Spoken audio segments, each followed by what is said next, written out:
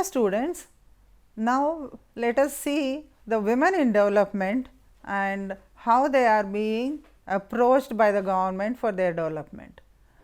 Involving women in development is an advanced attempt in development projects that emerged in 1970s. It is the integration of women into the global economies by improving their status and assisting in total development. Women were severely underemployed. As per census 2011, the final population of India is 1,1210.57 million, comprising 587.45 million, that is 48% females, and 623.12 million, 51.5% males. As per the census 2011, 41.1% of the female main and marginal workers are agricultural laborers, 24% are cultivators, 5.7% are household industry workers, and 29.2% are engaged in other works. As per National Sample Survey 68th round, the worker population ratio for females in rural sector was 24.8 in 2011-12, while that for males was 54.3. In urban sector, it was 14.7 for females and 54.6 for males. Among the states or union territories, worker population ratio for females in the rural sector was the highest in Himachal Pradesh, and this is at 52.4%, and in the urban sector it was the highest in Sikkim at 27.3%. Women were excluded from many types of formal jobs. So, 94% of the female workforce was engaged in the unorganized sector employed in agriculture, agroforestry, fisheries, handicrafts and so on. With growing awareness of women issues in 1970s, development planners began to try to integrate women better into their projects to make them more productive. The women in development approach initially accepted existing social structures in the recipient country and looked at how to better integrate women in existing development initiatives. The straightforward goal was to increase the productivity and earnings of women. The Constitution of India has given special attention to the needs of women to enable them to exercise their rights on equal footing with men and participate in national development. It aims at creation of an entirely new social order where all citizens are given equal opportunities for growth and development, and that no discrimination takes place on the basis of race, religion, caste, sex, etc. Planned development was considered to be the most efficient way for solving the numerous problems of poverty which has caused various imbalances and discriminations among vast numbers of people. The policy measures had serious implications for Indian women. Framing of the 5-year plans was the first major step taken in the direction of the welfare state. Jawaharlal Nehru, the first Prime Minister of India and the pioneer of the 5-year plans, stressed on welfare of women, children and tribals in our country. After attaining independence, the Government of India initially decided to pave the path to bring about social change based on 3 major areas: constitutional, legal reforms, planned development based on mixed economy and state support to social welfare activities. All these 3 policies are expected to create a democratic, just and prosperous society. All these 3 steps have their impact on the status of women. In the process of poverty eradication and reducing gender discrimination, the governments have been implementing various schemes and programs providing ways and means towards women development and empowerment. Self-help group movement, one among such programs, has been proved successful in fulfilling its objectives. However, it is felt that the other schemes and programs do have their prominent part in the process of women development and empowerment, and which are being successfully implemented. Prior to the United Nations Decade for Women, the rights based approach in development planning, concern with women was basically aimed at addressing women's needs through various developmental approaches. Over the past 5 decades, various developmental approaches have been employed by the international community in order to address the needs of women living in poverty. Currently, the most popular approach is the right-based approach to development. The rights-based approach to development is seen as a conceptual framework that integrates the norms, standards and principles of the international human rights system into the plans, policies and processes of development. The basic 10 principles of this approach include equality and equity, accountability and empowerment of participation. Participation involves inclusion. Participatory approaches normally contain 4 key stages: preference revelation, policy choice, implementation and monitoring, assessment and accountability. The International Human Rights Normative Framework affirms the right to take part in the conduct of public affairs. Active and informed participation by the poor, notes the United Nations High Commission for Human Rights, is not only consistent with but also demanded by the rights based approach.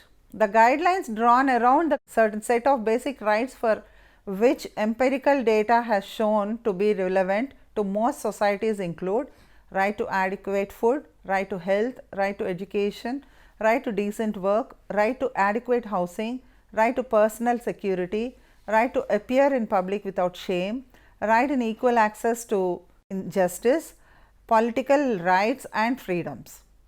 Individual freedom guarantees the capacity for political participation.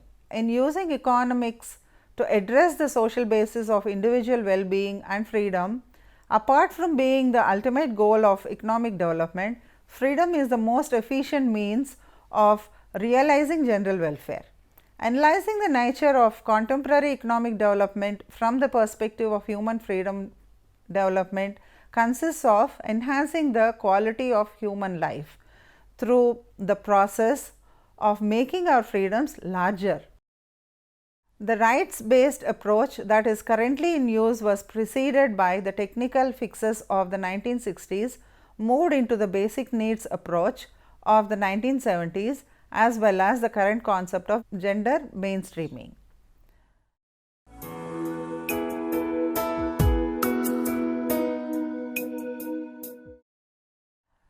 Now, let us see the welfare approach in women development. In the earlier development approaches, the reduction and subsequent eradication of poverty have remained a major point of focus at both the international and national levels. Women in development, which grew out of disillusionment with the welfare approach, grounded itself in liberal feminism and actively criticized development theories of the 1970s that perceived men to be primary producers and household heads and viewed women as wives and mothers who were natural recipients of welfare. Women's productive roles neglects economic activities within the household and focused on non-domestic production as the main determinant of women's position in society. It has been noted that a process whereby men became wage laborers, however, not only intensifies women's work in the agricultural sector, but also draws them into production for the market. The Committee on Status of Women in its report towards equality has mentioned women are considered to be handicapped by social customs and social values, and therefore, social welfare services have specially endeavored to rehabilitate them. The Planning Commission defined 3 major areas in which they had paid special attention to women's development: education, social welfare and health. In India, a planned approach to provide special thrust to the welfare of women was adopted with the launching of the first 5-year plan in 1951, and the first 5-year plan contemplated welfare measures to implement for the benefit of poor women. The Central Social Welfare Board was established to deal with the problems of women. The CSWB recognized and realized the need for organizing women into Mahila Mandals or women's clubs as an approach to community development. The second 5-year plan intimately concentrated overall intensive agricultural development. However, the welfare approach to women's issues was determined recognizing women as workers. Further, the protection against injuries at work, maternity benefits and creches for their children was also provided. It also suggested immediate implementation of the principle of equal pay for equal work and provision for training to enable women to compete for higher jobs also. The third 5-year plan sincerely recognized the greater importance of education for women, which has been a major welfare strategy for women. This plan allocated the largest share for expanding social welfare services and condensed courses of education. As regards to wealth, maternal and child welfare programs were proclaimed in terms of maternal and child welfare, health education, nutrition and family planning. Thus, the emphasis on women education was continued during the fourth 5-year plan also, and the basic policy was to promote women's welfare as the base of operation. The outlay on family planning was stepped onto reducing the birth rate through education, immunization of preschool children and supplementary feeding, expectant and nursing mothers.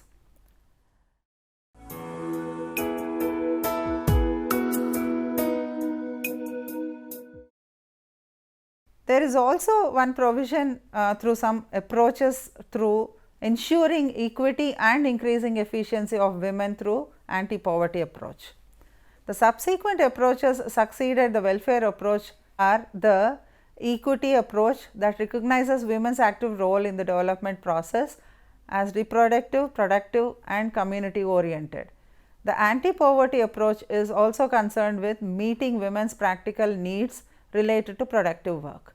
This was seen in the poverty alleviation projects and income generating schemes for women.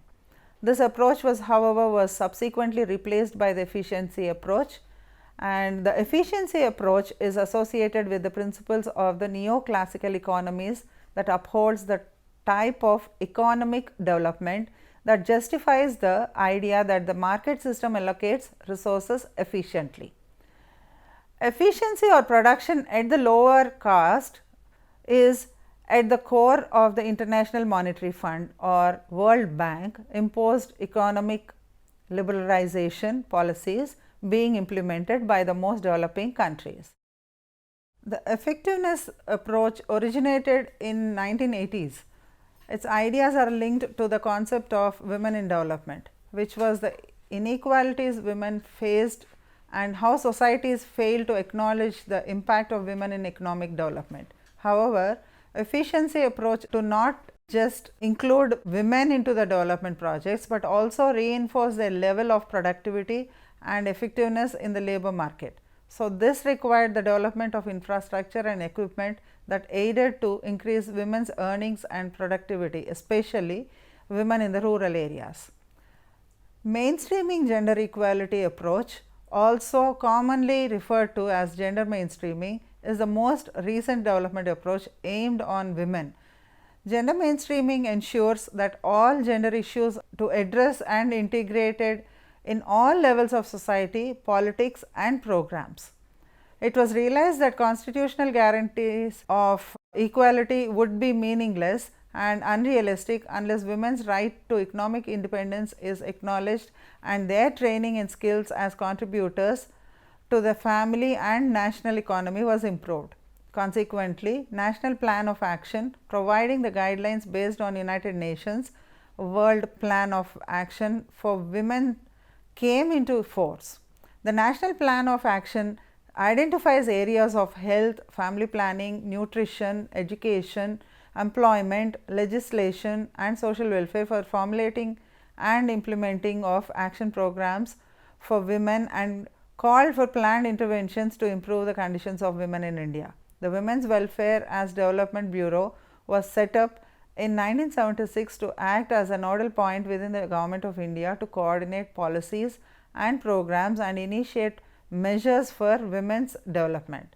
The fifth 5-year plan happened to be during the decade of International Women's Decade, and submission of the report of the Committee on the Status of Women in India. Towards equality, the CSWI had comprehensively examined the rights and status of women in the context of changing social and economic conditions and the problems relating to the advancement of women. CSWI reported that the dynamics of social change and development had adversely affected the large section of the women and had created new imbalances and disparities. Further, the plan also recommended a strategic program of functional literacy to equip women with skills and knowledge to perform the functions as a good housewife. The need for training women in respect of income generating activities and their protection was stressed in the plan. Under the health programs, the primary objective was to provide minimum public health facilities integrated with family planning and nutrition for vulnerable groups, children, pregnant and lactating mothers. The sixth plan stressed the need of economic independence, educational advance and access to health care and family planning as essential for women's development. So, the strategy was threefold of education, employment and health.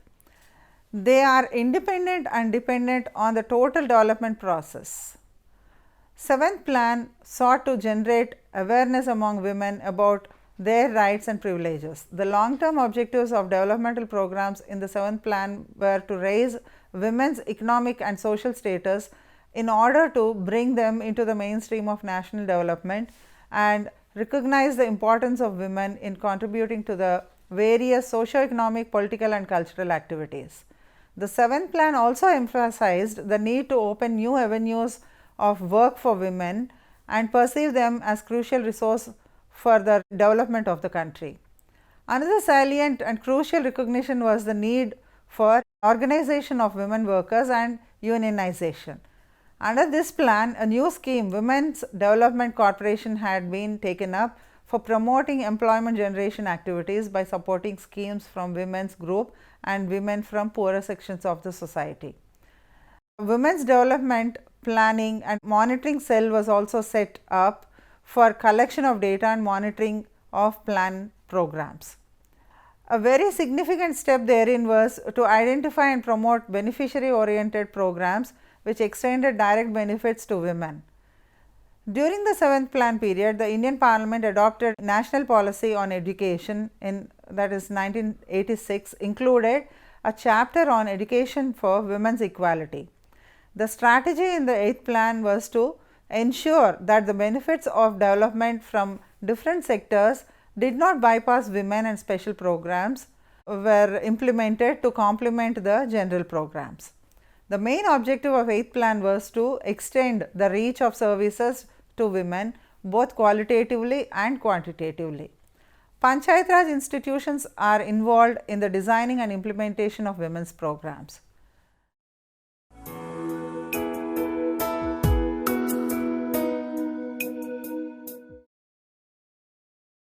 The last approach and that is being observed today is women empowerment approach. Let us have a critical appraisal of this type of approach. Globalization heightens the vulnerability of national economies to external shocks. Weaker economies are less able to bear the consequence. There have been calls for a fundamental change in government economic reform programs, including a comprehensive review of the restructuring of public enterprises and formulation of a coherent industrial policy. Specifically, with the increasing number of poor people globally, the efficiency approach was followed by the empowerment approach. Hence, the approach of the eighth plan made a definite shift from development to empowerment of women. In order to meet the needs of women and children, there had been a progressive increase in the plan outlays over the time of 8 5-year plans. The outlay of 4 crore rupees in the first 5-year plan had gone up to 2000 crores in the 8th 5-year plan. The 9th 5-year plan came into effect from April 1st, 1997, and an approach paper had been developed by the Planning Commission and accepted by the National Development Council. The Ninth 5-year plan in this approach, focus was being laid on empowerment of women, and people's participation in planning and implementation of strategies was being stressed upon. An important objective in the approach was the empowerment of women. Here in this process, at the outset, it means choices for women and opportunities to avail these choices. The supportive environment should be provided to women at all stages by the home, school, religion, government and workspace. A supportive environment was one that gender sensitive. In all regional meetings, participants asked for gender sensitization on training at all levels in public and private sectors. Women are facing problems like feminization of poverty, inadequate investment in social sectors, increasing violence against women and stereotyped portrayal. So, the women in private and state media also, they are being portrayed in a stereotyped way. So, especially in television. There is a necessity for information and training opportunities, reservations and social services, etc. And the people's involvement is necessary for the success of any program. So, empowerment is about choices, and the ability exercise in women's choices will be limited unless they are more involved in the policy making. So, the ninth 5-year plan made an attempt to bring the women's issues within the policy making spheres. The government has set up national resources units for women, which act as an apex body for promoting and incorporating gender perspectives in politics and programs of the government. To achieve the goals laid down therein, a number of initiatives have been launched. They include enactment of legislation to ban sex determination tests so as to prevent female feticide. Equally important is the fact that the state governments are also drawing up plans of action to cater to the local requirements and ensure the holistic development of the girl child. The 73rd and 74th Constitutional Amendment Acts of 1993 ensure reservation of 1/3 of the seats of women in all elected offices of local bodies in rural and urban areas. In rural areas, women have thus been brought to the center stage in the nation's efforts to strengthen democratic institutions. The 10th plan aims at empowering women through translating the recently adopted national policy for empowerment of women in 2001 into action and ensuring survival and protection, and also the development of children through the rights based approach. The 11th plan approach paper aimed to raise the sex ratio, and this plan intends to ensure 33% of the direct and indirect beneficiaries of all government schemes are women and girl children.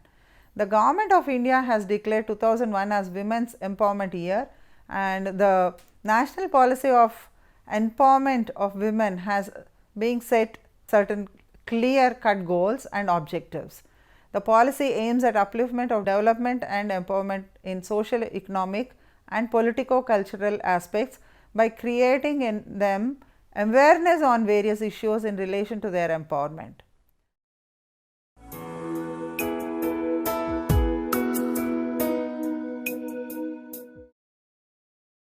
Let us see what are the schemes for women and child development that are carried out by the government.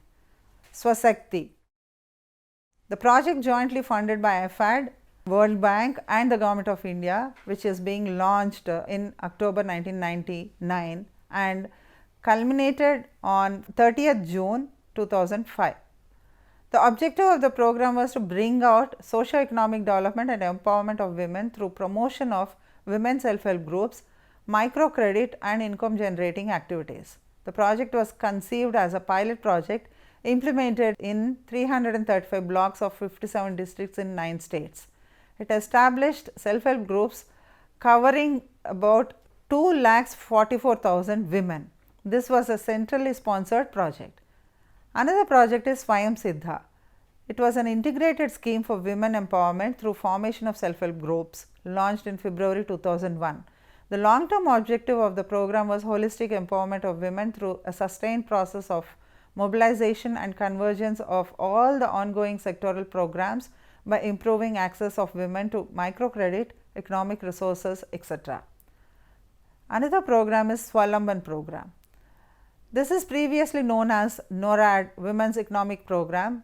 This program was launched in 1982-83 with assistance from the Norwegian Agency of Development Program, NORAD.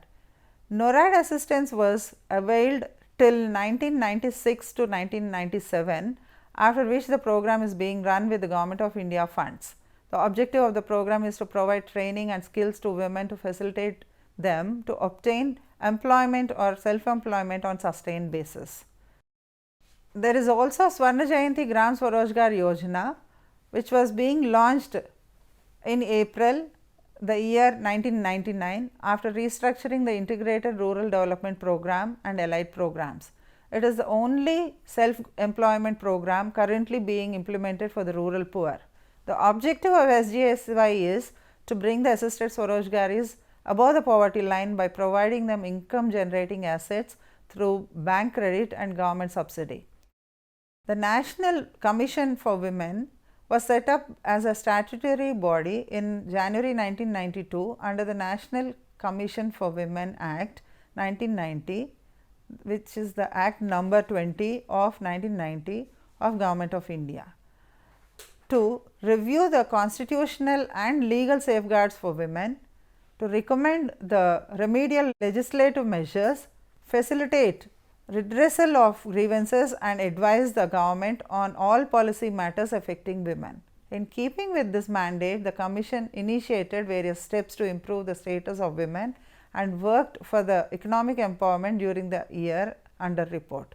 It also took up the issue of child marriage, sponsored legal awareness programs, Parivarik Mahila Lok Adalats, and reviewed laws such as Dowry Prohibition Act 1961, PNDT Act 1994, and also the Indian Penal Code 1860 and the National Commission for Women Act 1990 to make them more stringent and effective.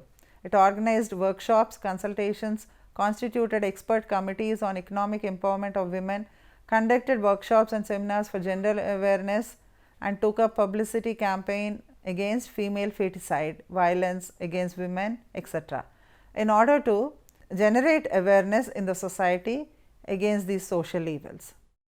The National Credit Fund for Women, or the Rashtriya Mahila Kosh, was set up in March 1993 as an independent registered society by the Department of Women and Child Development in Government of India's Ministry of Human Resource Development, with an initial corpus of 310 million, not to replace the banking sector, but to fill the gap between what the banking sector offers and what the poor need. The Kosh has three main roles. Wholesaling role. It acts as a wholesaling apex organization for channelizing funds from government and donors to retailing intermediate microfinance organizations. There is also a role of market development. It develops the supply side of the microfinance market by offering institution building support to new and existing but inexperienced IMOs by structures of incentives, transfers of technology, training of staff and other non-financial services. It also realizes that it can play value adding wholesaling role only when a sufficiently large and well established microfinance sector already exists. This depends on the number of IMOs and the sustainability of IMOs. Subsidized institution building increases the equity of any IMO as much as grants do large and premature disbursement of funds to the IMO can reduce the effectiveness of any institute building effort. Advocacy role, where the RMK as an advocate or agent for influencing development and microfinance policy and creating a more enabling policy and also the legal environment for spreading of microfinance activities in India. Being a creation and a representative of the government, RMK has a particular advantage in this area. It also was set up on 30th of March 1993 under the aegis of Department of Women and Child Development, Ministry of Human Resources Development, New Delhi. It was registered under Society Registrations Act 21 1860. The area of operation of the course covers whole of India. With this, the Women in Development topic concludes. Any questions? Hello ma'am, this is Deepa. I have a question. What are the key objectives of RMK? As we already discussed in our previous lesson, that is the Community Development of India, the Rashtriya Mahila Kosh main objectives are to promote the provision of microcredit to poor women, and second one is to adopt a quasi informal delivery system, and the third one is to provide a participatory approach in forming the self-help groups or the women groups in the rural areas. So, in order to make them or empower them powerfully in their own sectors, the women are being encouraged through funding through the Rashtriya Mahila Kosh.